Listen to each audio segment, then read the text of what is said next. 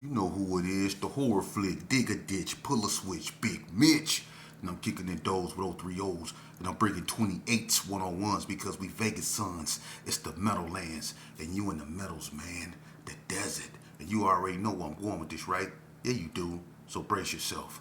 Big man. Bolo Yang. Bang! On them things. And they not McLean's. These gold Dana Danes. Believe that. Nah, I'm just playing.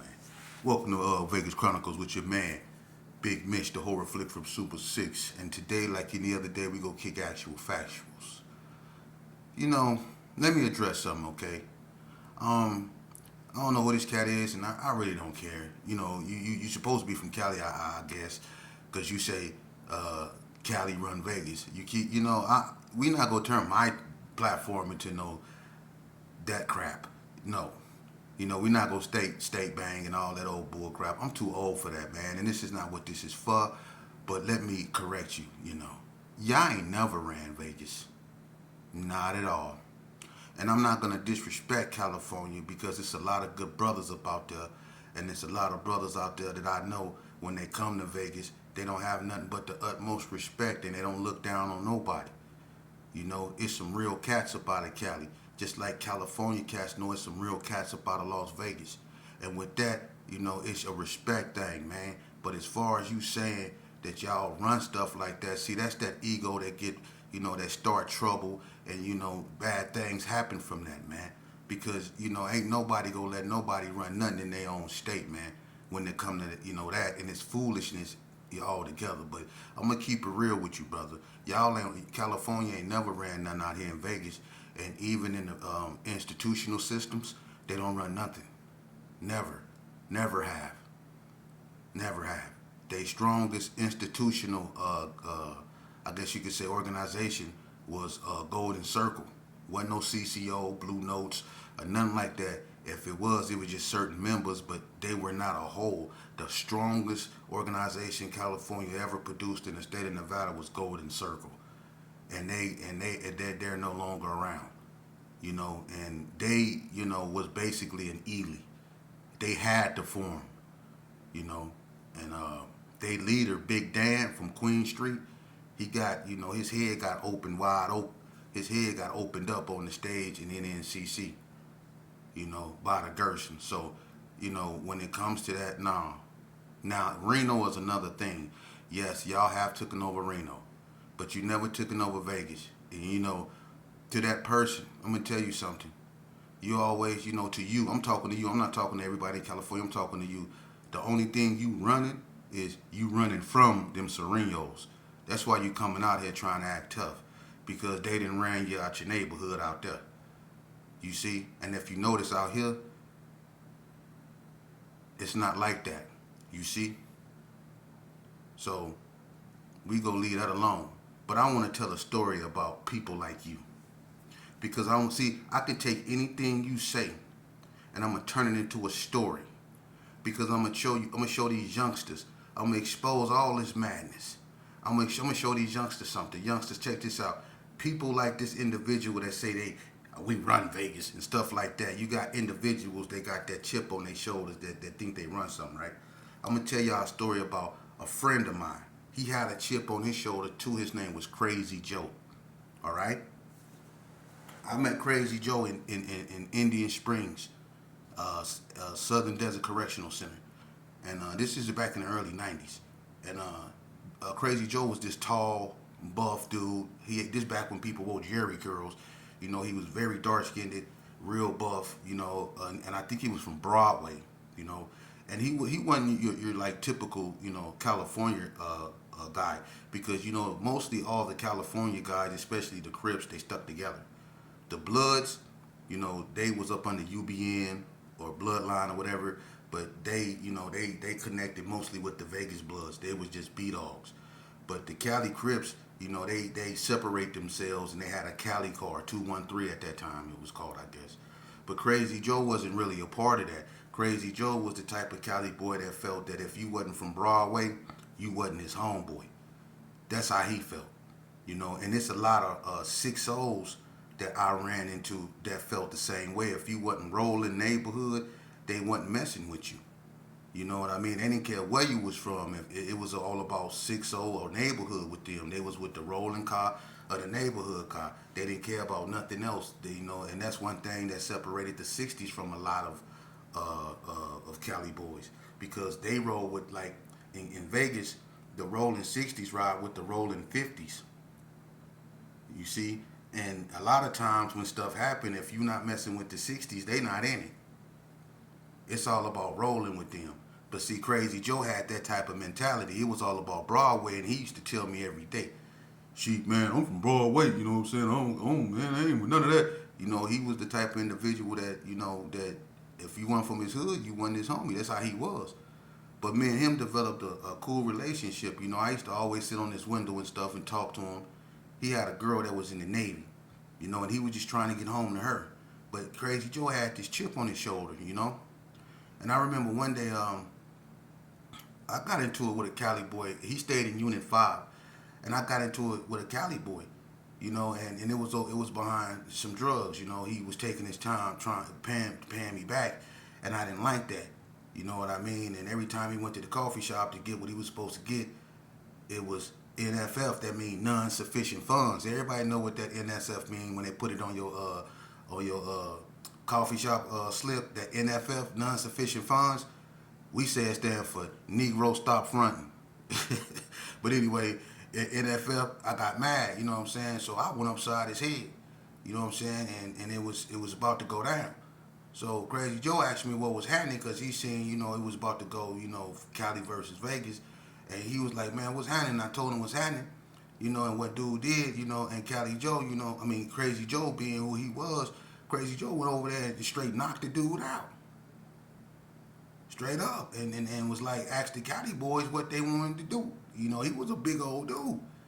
He stuck to himself. He was quiet. All he did was work and come home and go to the way pile. Them cats didn't want to see Crazy Joe. He had that mentality like he'd take on the whole world.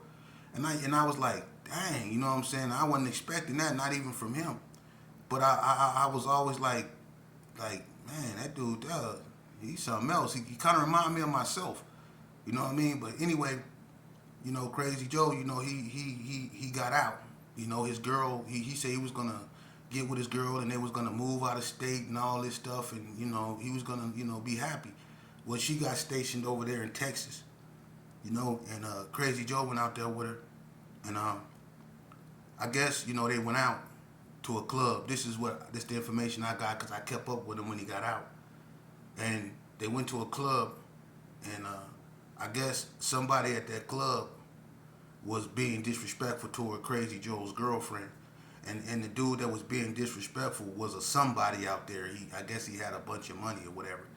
But Crazy Joe being who he was, he didn't bar none of that. That was his girl. And so, he ended up getting into it with the dude, and Crazy Joe ended up knocking that dude out. And they say Crazy Joe was out there with his shirt off, talking about anybody can get it. He take phase. He don't turn down nothing. Whoop, And once the dude got up and got himself together, he kind of like played it off. Like, Crazy Joe asked him like, "What you want to do?" He wanted to fade. Dude was like, "Nah, man, he didn't want to fight." And Crazy Joe was like, "No, we got to get down. You disrespect my girl." Now Crazy Joe didn't already knock the dude out. The dude didn't want no problems, and it seemed like nobody else want no problems neither. So Crazy Joe went on home. And about a week later, he went back up there. And I guess the dude that he knocked out, like I say, he was somebody. And when Crazy Joe went back up there, they ended up kidnapping Crazy Joe. They snatched Crazy Joe up. They took him somewhere. They kind of like tied him up. They tortured him. And they unalived him. Then they burnt him. Set him on fire.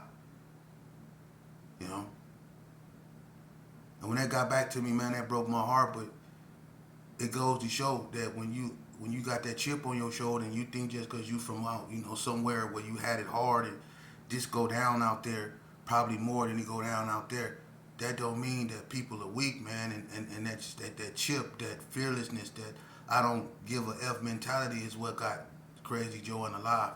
Even though he probably was in the right, dude disrespected his girl, but at the same time, you got to be a thinker. And now he's no longer here. because he went in another state with that mentality, and you can't do that. You can't go in other people's backyards thinking that just because you from up over here that you're gonna dominate over there. It don't go down like that. And unfortunately, in Las Vegas, there's been many occasions where guys from not just California but from all over other states came out here with a chip on their shoulder, looking down upon Vegas, and they never left Vegas. You see? So keep that in mind. Never look down on no one. And if you're looking down on someone, it should be because you're helping them up. Never look down on someone because they're from over there and you from over here, and more of something, that's detrimental to our people go on over there. You proud of that, and I don't like that. I don't like people who think just because you've been around a lot of let's just say destruction and carnage, and that you've done a lot of destruction and carnage to your own people. You come out here with arrogance. What type of arrogance is that? What type of arrogance is that? And then you got youngsters growing up believing that bull crap, and that's why they not living out their full lives. It's because of these chips on their shoulder. Let's be honest with ourselves, man. Everybody want to be tough, But I'm gonna tell these youngsters how it really is, youngsters. I'm gonna tell you something. The toughest fighters are people who don't want to fight. People who don't like to fight. People that try to avoid fight. Them that try to avoid fights. Them the toughest fighters. Because they understand. They have discipline, mental discipline. Some of them, listen, trust me, because I tried to debo people, quiet people. And I'm gonna tell you, I took a couple L's in my life. I didn't win all my fights, but I'm going to tell you, my worst L's came at the hands of quiet people, people that weren't known to talk, people that didn't do too much talking. They put something up on me the worst. I told y'all how that boy from West Coast did me. He punched me so hard. Look, he punched me so hard and slid me. You know how you sit in the chair and you can look on the side of the wall and see your shadow still sitting right there? He punched me so hard, me in the chair was against the wall, but my shadow of me sitting in the chair was still right there. That's how hard he hit me. And left a row of knots on my head for trying to be a bully. See? The toughest fighters are people who don't want to fight, man. So I'm gonna tell these youngsters the truth. All that Superman stuff, man, don't believe in that, man. Don't believe in that. Let me tell you what one of my homeboys did to me, Vegas Chronicles. Look, and then you know how these cats is. Don't say my name. I don't want to be on your platform, sheep. I don't like you. I can't stand you, sheep. Every time you do a video, I'm sick of seeing your face. That's how my homeboys feel about me. Hey, I got a phone call the other day. A dude told me, hey, man, I like what you're doing, but you know they out here hating on you. Dang. When they stop hating on me is when I worry. But anyway, this is what one of my homeboys did to me. Look, I had a homeboy that took a pistol, excuse my French, took a pistol from another dude from another neighborhood. They was both messing with the same female. But he came over there one day, and the other cat left his gat up over there. He took it. So now him and the dude, they into it. The other dude was a Crip, right? Now, my homeboy, he rolling around with this dude gat, and the dude hunting him. He want his gat back. So one day we ain't carry arms, and we standing on the side. We over there on the side of Lil Gus' house, and we all chopping it up. It's me, him, and another one of my ex-homeboys. And, we just chopping it up. And he talking about what he did. And he facing the neighborhood, that the dude that he into it with. Because the guy that he was into it with, he from the neighborhood that was across the street, Del Monaco, right? And so we standing up against the wall. And so he pull out the gat he had, took from the dude. We checking it out. You know what I'm saying? And we not paying attention because we focused in on the cat, right?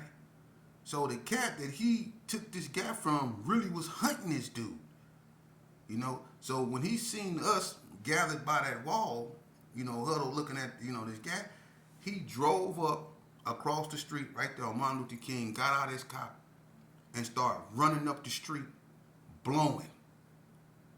He was blowing. He parked his car right in front of the Hunt's house, and started running across the street, blowing.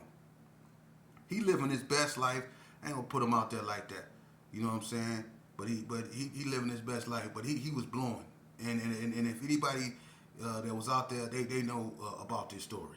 You know, and so he started blowing, right. And the person that he really wanted in that crowd was standing next to me. So when he started blowing, everybody scattered, right?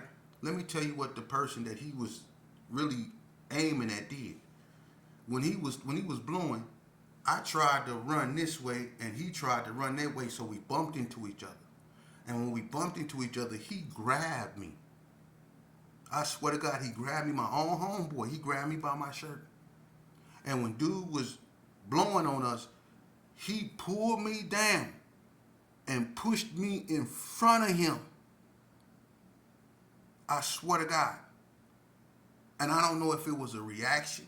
I don't know what it was, but I know it was real quick. He ripped my shirt. He grabbed my shirt and he pulled me down and he pushed me in front of him, so he can get away. And I ran the other way, and by the grace of God, I didn't get hit. But as I'm looking, I looked that dude right in his face, and I looked at the gunfire come out the gun right in my face. I'm looking at this dude blowing up, and he didn't hit me. But my own homeboy pulled me down and put me in front of the gunfire. And he took off that way. Now, he aired the whole area out, right? He aired it out.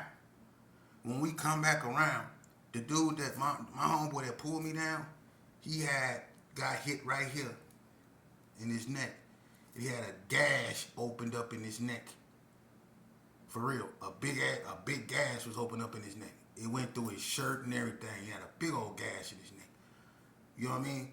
So I'm looking at him, and he all injured. So my mind ain't on what he did, and my shirt tore up too. And it was from him pulling me down. But the blowing happened, and we had to get up out of there. And then I get put on the car by Calvin Murray and Raul and all them. And if it don't be for Shanika, y'all know Shanika and Deborah, daughter Shanika. Shout out to Shanika too, man. That's a real one, man. Much love to Shanika, man, and Deborah, man. They some real ones, man. And when it come to hand goddesses, man, you got to bring Shanika name up, because I grew up with Shanika, and Shanika wasn't no joke. Shout out to Shanika, man, and Jamie Gator, man. But anyway, I get put on the car, man, but my own homeboy pushed me, and it hurt me still to this day, because I know that happened, and I don't know if it was fear, I don't know if it was just the wrong type of reaction, but I know he put me in front of that gunfire. I know that, and my thing was that's what really goes on in these streets, and I want these youngsters to really know about that, man. Y'all, when you out here in these streets and you thinking it's okay, pretending like y'all all tough and cool and y'all don't care, that y'all do this and y'all do that, just know what y'all do come with consequences, man. And some of them consequences be a realization that the person on the side of you ain't who you thought they was. And that type of consequences normally cost you two type of things: your freedom or your life. For real, And I'm gonna say this too, and I'm gonna be so 100 with you. I've been in these streets so long, to where when I was like 26 years old, I felt like I was 50. For real, I burnt myself out in these streets. I burnt myself out in the institutions, to the point to where I felt like an 80-year-old man, and I was still in my late 20s. But this is what this life will do to you, and the stress that comes from living this life, the disappointments, because that's all you're gonna get. You're gonna stay mad if you live this life. You're gonna stay angry because you're gonna constantly lose friends. So you're gonna stay in a vengeful, revengeful state of mind. You know, and doing, drinking alcohol, consuming alcohol and other unhealthy things to temporarily suppress what you're really going through. It's not gonna do you any good neither, because you're gonna start off with beers and then it's gonna go to hard liquor and then it's gonna go beyond that to what a point to where you're gonna be drinking a fifth a day and you're gonna dry up like a raisin. Kidneys gonna go bad, all that, man. Trying to keep your mind off certain stuff. That's what this game do to you. For real. And then, it's all cool and dandy. We walk around here like we super loped out, or like we stand on all 10 and we doing it. I'm standing on business. I'm standing on business. I'm doing all this. I'm standing on business. And then something happened to your seed out here in the street because he trying to be like you and stand on business. Now you burying your seed. Now you can't even walk.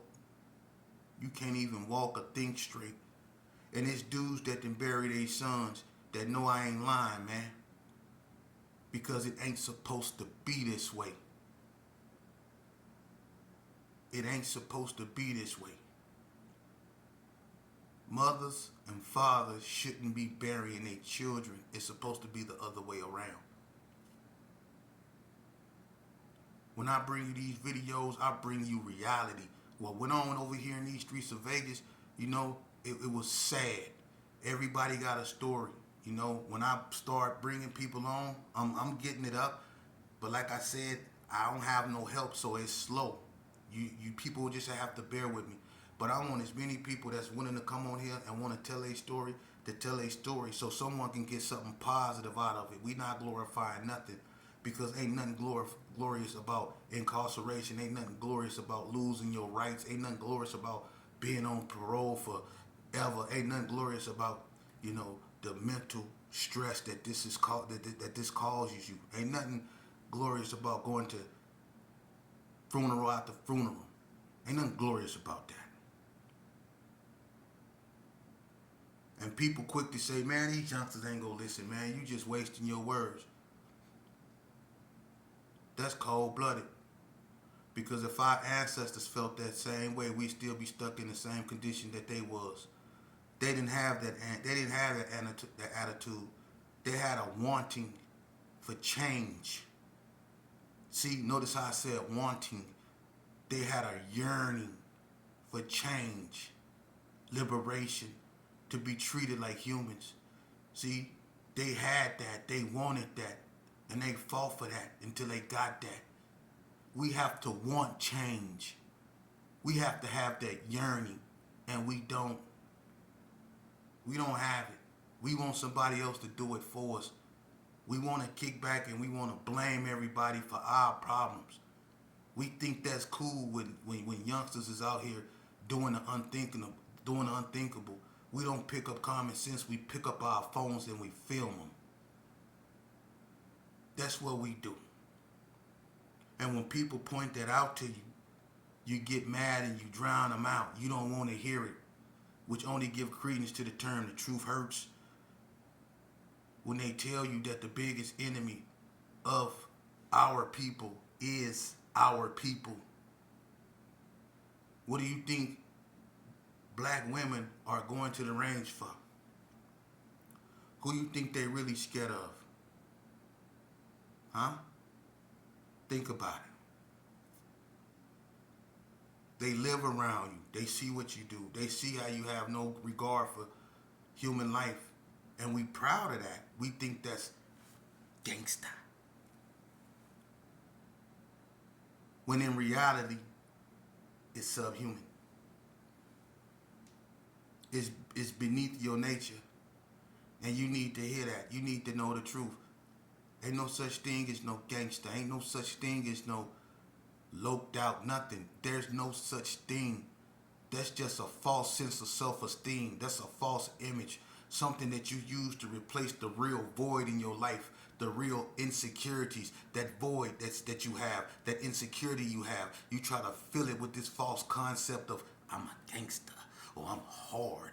No, you scared. You scared.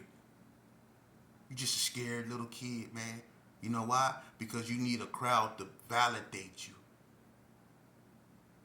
You no longer listen to how you feel. You live your life based on how they feel, what they say about you. See? And that's how you end up in the penitentiary. Because in spite of how you feel, you still get your behind in the cop when you know that something bad gonna come out of this. Your body tells you, you don't listen to it. That fear you have when you go doing something you know you ain't supposed to do, and then when y'all do the deed and it's bad, see? That fear. Now it's more acute. Now you feel it more when you want to run. It's always been there. It was telling you that same fear that you're overwhelmed with. Now when the police looking for you was that same fear that was telling you not to do it before you did it. Trust me, I know. That same fear, it wasn't so, you know, overwhelming at first. It was just there. You ignored it because you was worried about how the homie was gonna feel if you didn't go. But you had that fear. Now you didn't went with the homies. Y'all did what y'all did. Now you on the run. Now that fear that was always there it's overwhelmed you. See? When all you had to do was listen to that fear. That's why God put it up in you. It's your limbic system. See? It protects you. Listen to it. It'll keep you out of prison. It'll keep you alive. Not your homeboy.